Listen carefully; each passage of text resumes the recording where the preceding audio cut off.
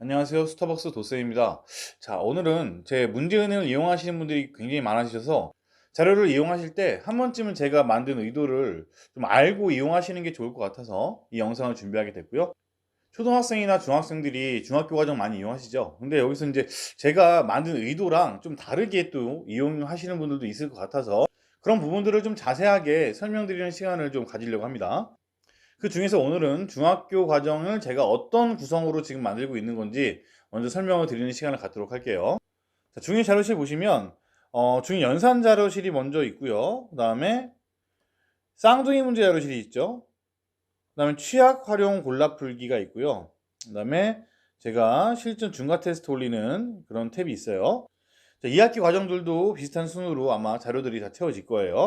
자, 먼저 연산 문제 자료실 같은 경우에는 제가 전에 제 중학수학 로드맵에서도 말씀드렸지만 저 같은 경우에는 연산 자료부터 먼저 진행을 하기 때문에 그 진행할 때 쓰는 자료라고 보시면 될 것 같아요.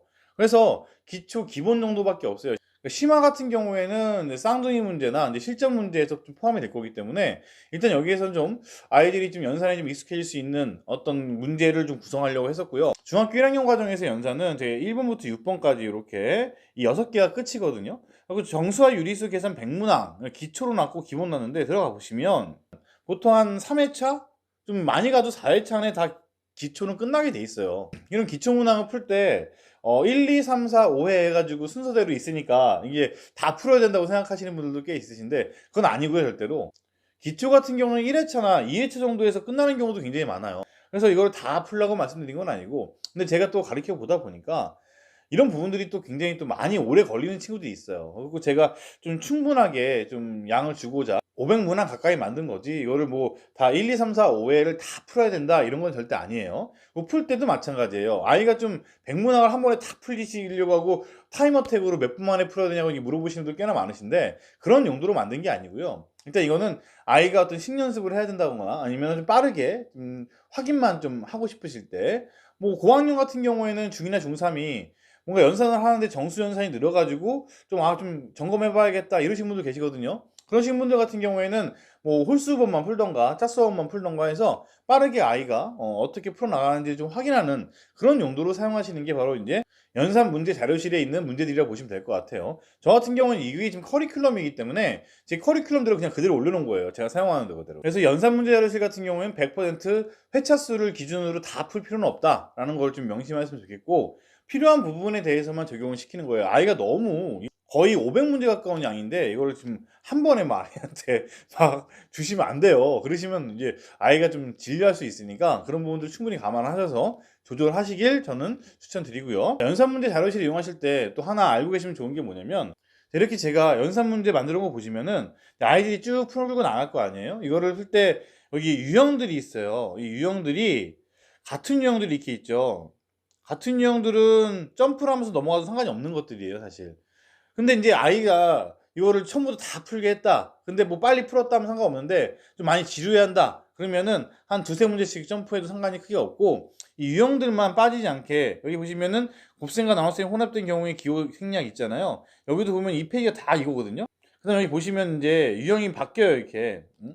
시계값 1 이렇게 바뀌고 그다음 시계값 2 이렇게 바뀌거든요. 이런 식으로 뭔가 유형이 바뀌는 것들에 대해서는 한 번씩 꼭 점검을 하시고 그 외에는 그냥 가볍게 넘어가도 크게 문제가 없어요.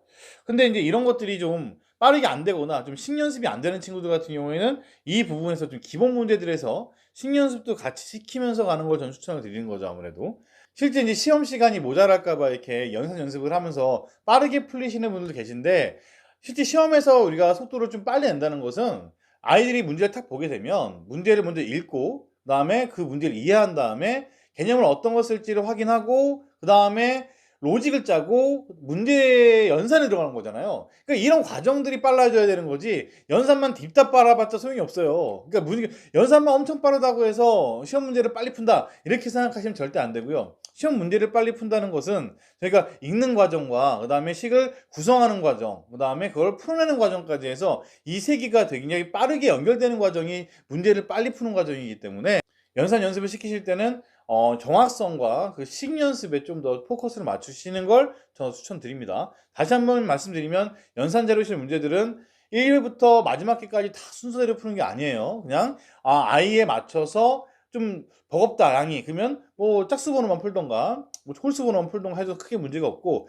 건너뛰실 때 위에 말씀드린 이 유형들이 누락되지 않도록만 문제 푸시면 큰 문제가 없을 것 같고요. 자, 그 다음에 제가 이제 말씀드려야 되는 것이 이제 바로 쌍둥이 문제인데, 이 쌍둥이 문제를 제가 이제 왜 만들었냐면요.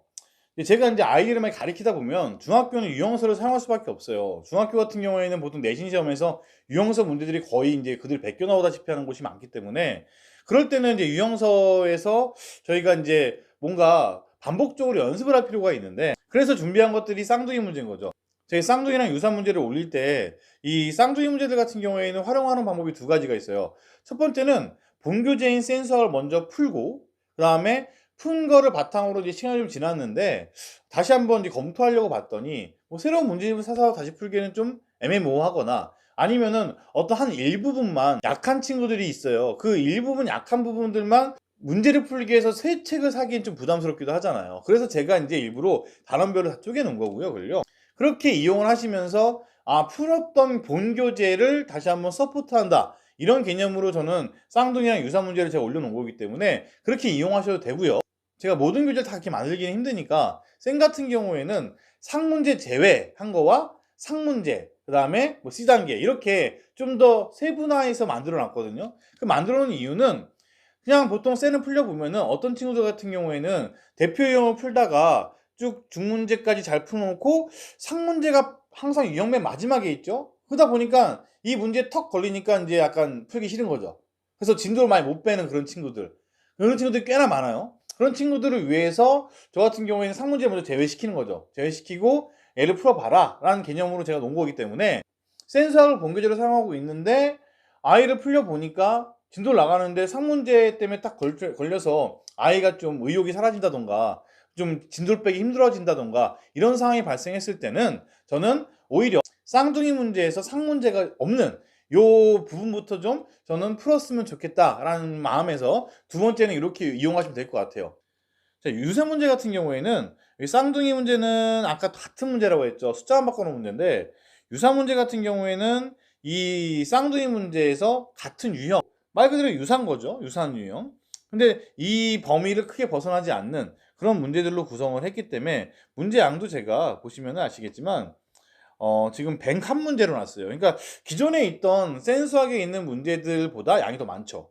양이 더 많다는 것은 어려운 게 빠졌으니까 그만큼 자리를 제가 일부러 좀 유사 문제나 좀 쉬운 문제를 더 많이 연습해 봐라, 이런 용도로 놓은 거니까, 아까 말씀드린 용도 중에 첫 번째로는 점검용으로 확인할 것인지, 두 번째로는 이제 본교재를 사용하기 좀 부담스러워서 뭐 상문제가 바로 있으니까 그것들을 좀 유연하게 대처하고자 얘부터 사용할 것인지, 이렇게 두 개를 나눈다면 점검용으로 사용하시는 분들 같은 경우에는 지금 이 상태에서 이 쌍둥이 문제만 풀어보셔도 되고요. 쌍둥이 문제는 어쨌든 그 문제랑 아이들이 좀 답이 외워지는 것도 있거든요. 그런 외워지는 것들을 좀 방지하기 위해서 저는 넣는 거고, 빠르게 재확인할 필요가 있기 때문에 그 재확인하는 용도로 사용하라고 제가 이제 놓은 거예요. 그러면은 얘를 풀 때도 마찬가지예요. 1번부터 쭉 풀 필요가 사실 없는 거죠. 점검하시는 분들 입장에서는. 그럼 얘를 쌍둥이 문제만 풀어보던가 아니면 유사 문제만 풀어보던가 이런 식으로 위에 있는 타이틀을 보시고 문제를 풀려나가는 게 더 도움이 될 수 있다라고 저는 생각을 하고, 두 번째 경우인 진도 부분을 좀 상문제 때문에 좀 꺼려하는 친구들이 있다면 이걸로 먼저 저는 다 꼼꼼하게 다 풀리고 넘어가는 편이에요. 그러니까 그거는 좀 다르게 진행을 하는 거다라고 좀 알고 있으면 좋을 것 같아요. 자, 그 다음에 제가 이제 또 하나 만들어 놓은 게 이 취약 활용 이제 골라풀기라는 이 탭인데, 이건 지금 제가 최근에 만들었는데, 요거 같은 경우에는 이제 아이들이 활용 문제 많이 어려워하잖아요. 그러니까 활용 문제 같은 경우에는 다 모르는 게 아니고 또 어떤 일부만 모를 수 있기 때문에 그 일부를 아이가 유형을 좀 확인하고 그 부분만 좀 뽑아서 문제 푸는 거를 저는 추천을 드리기 때문에 이렇게 놨고, 여기 이제 제가 방정식 활용들만 넣고 있는데 지금 이제 함수 활용도 넣을 거고요. 아니면 이제 다른 파트별로 좀 필요한 활용들이 좀 어려워하는 거 있으면 그 부분들을 또 찾아서 제가 또 올려놓을 거니까, 그건 좀 시간이 좀 계속 걸리는 작업들이라 뭐 2학년 거까지는 다 만들어 놓은 상태예요. 지금 검수 작업하고 있으니까 검수 끝나면 또 한 3월 안에 다 올라갈 거예요. 그래서 아이가 좀 힘들어하는 그 부분만 골라서 그냥 푸시면 되지, 또 이것도 뭐 유형 첫 번째부터 끝까지 다 푸실 필요는 없죠. 일단 카페 제가 운영하면서도 이제 자료는 제가 올릴 만한 거 웬만큼 다 올려놨긴 했거든요. 근데 더 아직 부족한 부분들이 있긴 한데 그 부분들은 찾아서 제가 더 넣을 거고, 혹시 필요하다고 좀 생각하거나 좀 이런 부분이 좀 좋겠다 한다고 좀 생각하시는 부분들은 제 의견 게시판에다가 의견을 써주시면 제가 충분히 반영할 수 있는 만큼 반영해서 제가 자료들을 구성하도록 할 테니까 너무 부담 갖지 마시고 저희한테 의견을 제시해 주면 감사할 것 같습니다. 일단 자, 오늘은 여기까지 중학교 과정에 있는 제 카페 자료 이용하는 것 말씀드렸고요. 추천도 많이 눌러주시고 그다음에 많은 분들이 이용할 수 있게 여러 주변에 홍보도 많이 해주시면 더 좋은 자료실이 되지 않을까 싶습니다. 자, 일단은 오늘 영상 여기까지 하고요. 다음 영상에서 더 좋은 영상으로 찾아뵙겠습니다. 감사합니다.